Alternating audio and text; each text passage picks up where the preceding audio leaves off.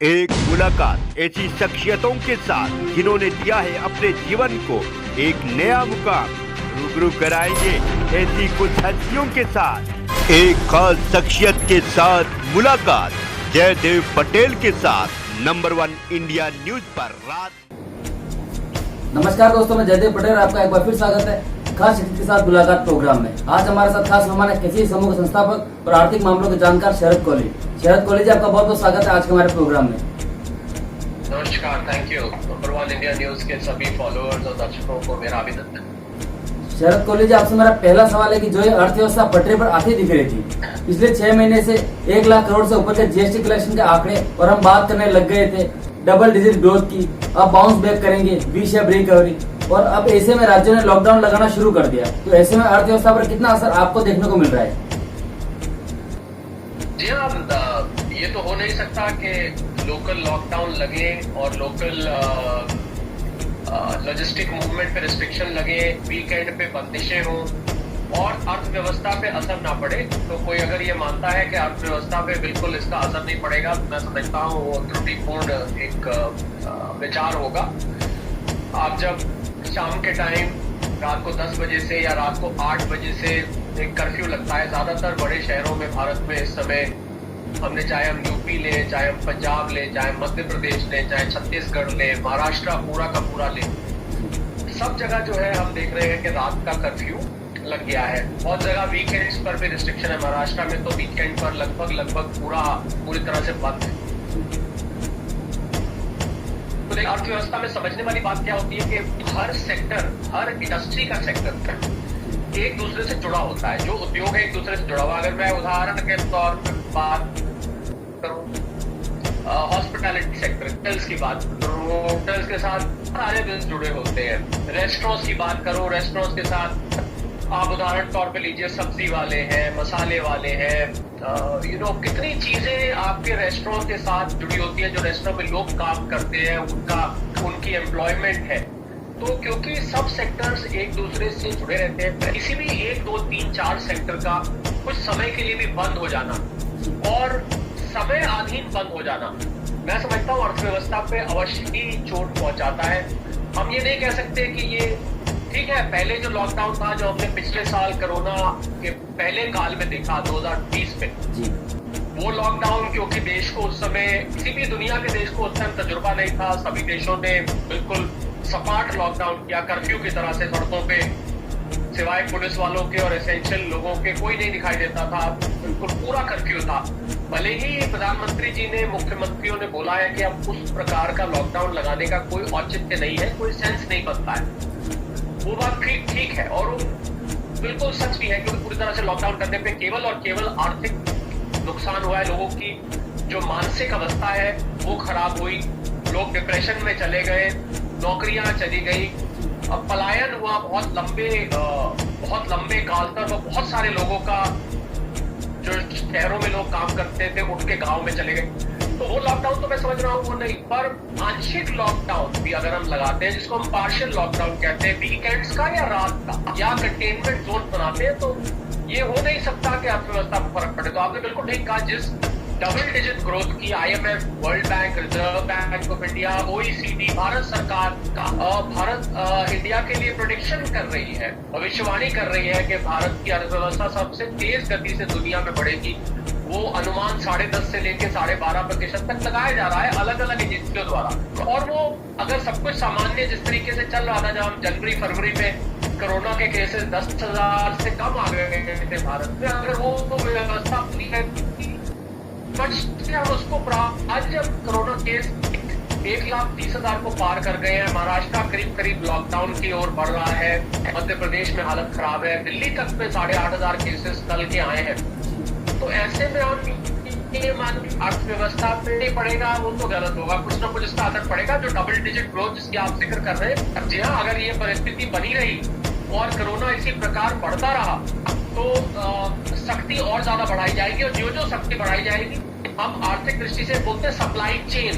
तो अगर supply chain में डिसरप्शन होता है, अगर वो सप्लाई चेन अपनी जगह से हिलती है, वो बंद होती है, तो लाजमी बात है जीएसटी कलेक्शन के नीचे आएगा, कंपनियों की आमदनी कम होगी, फिर वही नौकरियों पे असर होगा, फिर वही तनख्वाहें कम होगी, फिर लोगों को नौकरियों से निकाला जाएगा, और पलायन भी होगा। जो वर्कर्स का पलायन है वो भी देखने को मिलेगा, क्योंकि पैसा नहीं मिलेगा तो जो व्यक्ति जिस काम के लिए पैसा कमाने के लिए आया है वो वापस अपने गांव जाना चाहेगा। तो कुल मिला के देखें आंशिक असर होगा, परंतु होगा जरूर।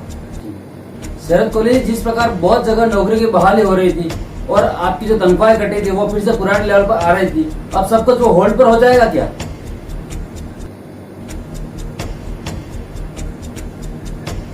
मैं जैसे सब, क्योंकि हम ये भी ना भूलें कि 2020 में कोरोना ने लोगों को, बिजनेसेस को, इंडस्ट्री को एक नए ढंग से जीना सिखाया। एक नए ढंग से काम करने की प्रणाली आई जिसको हम work from home, work from anywhere बोलते हैं, कि आप घर बैठ के भी काम कर सकते हैं। आज हम और आप जिस माध्यम से जुड़े हुए हैं, ये माध्यम कोरोना से पहले इतना प्रचलित नहीं था। वेबिनार्स होते थे, वीडियो कॉल्स होती थी, पर जितना प्रचलन आज हम आसानी से, आप और हम, हमारे लिए एक आम बात है इस तरीके से बातचीत। तो कोरोना ने दुनिया को बहुत कुछ सिखाया भी है। तो मैं समझता हूँ कुछ उस सीख से कुछ हद तक जो नुकसान है वो कम होगा। जिन नौकरियों की आप जिक्र कर रहे हैं, नौकरियां चली जाएंगी। हो सकता है पहले के मुकाबले उतनी नौकरियां ना जाए, क्योंकि बहुत सारी कंपनीज, बहुत सारे एम्प्लॉयर्स, बल्कि बहुत सारे सरकारी संस्थान भी अब वर्क फ्रॉम होम की प्रणाली को सीख गए हैं, उन्होंने उसको अपना लिया है। बल्कि आपको हैरानी होगी सुन के कि बहुत सारे संस्थान, कंपनी मैं जानता हूं जिन्होंने परमानेंटली हमेशा के लिए वर्क फ्रॉम होम को कर दिया, क्योंकि उन्होंने देखा कि उनके खर्चे बचने शुरू हो गए। जो भारी भरकम किराए जाते थे, ऑफिस के इंफ्रास्ट्रक्चर का खर्चा था, बिजली का खर्चा, एयर कंडीशनिंग का खर्चा, कैब्स के आने जाने का खर्चा, कैंटीन का, जो भी खर्चे एक बुनियादी ढांचे के साथ जुड़े होते हैं, वो सब खर्चे कम हो गए। तो मुझे लग रहा है कि उस प्रकार नुकसान तो नहीं होगा, पर अभी ये देखना है कि हम ऐसे कगार पे खड़े हुए जगह जहां पर कोरोना का एक तरह से विस्फोट होने वाला है। इट इज एक्सप्लोडिंग, अगर हम इंग्लिश में बोले। तो अगर ये विस्फोट पूरी तरीके से होता, और ये केस आज जो 1,30,35,000 के बीच में, मान लीजिए ये रोज के केसेस 2-2.5 लाख 3 लाख पहुंच जाते हैं और मरने वालों की संख्या बढ़ती जाती है, तो मुझे लग रहा है सरकार को आज जो पाबंदियां है उससे बढ़ के लगानी पड़ेगी। अगर वो लगानी पड़ी तो जो आप कह रहे हैं, हम उम्मीद करते हैं कि ऐसा ना हो, पर अगर ऐसा होता भी है तो कोई हैरानी की बात नहीं होगी। तो मैं समझता हूँ जन साधारण को, जनता को पूरी तरीके से तैयार रहना चाहिए। देखिए, हम ये ना भूले जाए कि हम लोगों की ही गलती है। जनवरी फरवरी में जब 10,000 से नीचे केसेस आ गए थे, तो यहाँ तो सब बोलते थे ये गोरों की बीमारी है, और यूरोप में और अमेरिका में बढ़ रही थी, ये गोरों को ज्यादा करती है। हम भारतवासी तो गोलगप्पे खा लेते हैं चौराहे पे खड़े होके, तो हम पे हमारी इम्यूनिटी ज्यादा है, हम पे असर नहीं। हमने लगा दिया, मास्क लगाने बंद कर दिए, शादियां शुरू हो गई धड़ल्ले से। शादी पे मैं कितनी शादियों में मैंने देखा, एक भी आदमी मास्क लगा के नहीं खड़ा। मैं तो डर के मारे वहां से तो मैं बाहर से वापस आ गया। मेरे पास हालांकि मास्क था, फिर भी मैं आ गया। तो मुझे लगा लोगों ने जो कोविड अप्रोप्रिएट बिहेवियर जिसको हम बोलते हैं, CAB, उसका पालन नहीं किया। उसी का ये खामियाजा आज भुगतना पड़ रहा है। उस टाइम की करी हुई गलती जैसे आज आपको नुकसान कर रही है। तो अगर ये हालात बने रहे तो मैं समझता हूँ कि नौकरियों पर खतरा मंडराने लग जाएगा, और जो आशंका आप व्यक्त कर रहे हैं वो बदकिस्मती से सत्य होती दिख सकती है। प्रार्थना करते हैं हम कि ना हो, पर यदि होता है तो कोई बहुत ज्यादा हैरानी नहीं। शरद कॉलेज, आपसे हमारा आखिरी सवाल है कि अब जिस तरह से दोबारा लोग अपने गांव की ओर पलायन करना शुरू कर दिया है, ऐसे में इसका कितना असर उद्योग जगत पर देखने को मिलेगा?